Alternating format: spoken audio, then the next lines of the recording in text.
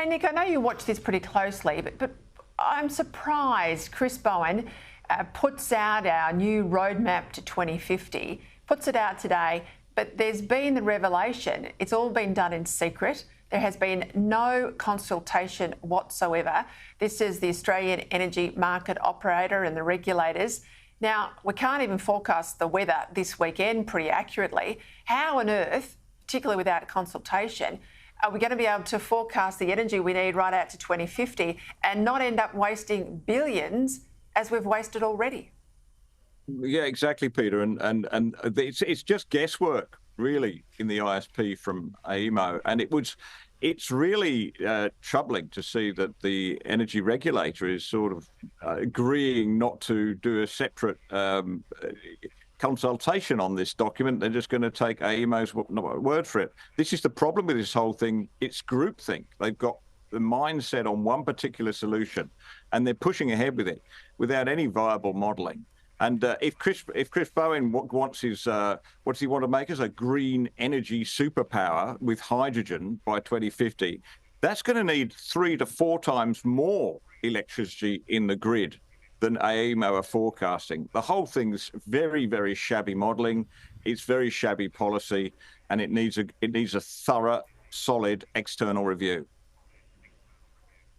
And 11, never forget, my viewers know this true, Bowen's the bloke who blew up our borders. He's also the bloke that authored that horrendous policy to scrap negative gearing. So he's still there in the cabinet. He's still pretty influential.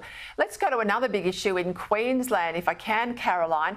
The state wants to dump coal-fired power by 2035, so just over 10 years. They've got a renewables target of 80% of the grid. Well, as of June last year, just 26% of the state's grid came from renewables. Now you've got a whole lot of coalition MPs up there saying this plan to dump coal is rushed.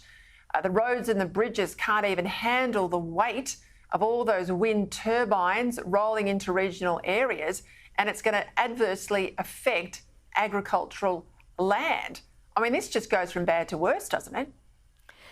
And it goes from unrealistic to even more unrealistic, Peter. I mean, we're talking about 10 years away. Currently, Queensland, 74% of its energy comes from fossil fuels. They're basically wanting to legislate a complete flip of that and more, so that 80% comes from renewables.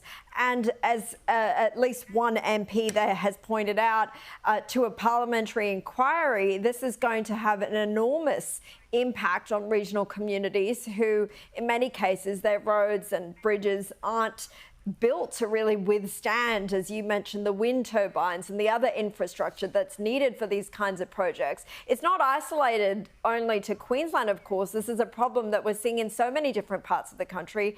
And I'll be heading to where one proposed project for a wind farm is going to be disputed by some members of the community for some of these very same reasons in New South Wales next week. So, look, it's something we're going to see more and more of across the country as the renewables race really takes pace, but it's getting a lot of people offside.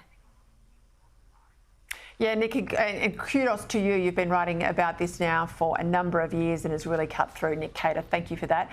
Caroline, great to see you as always.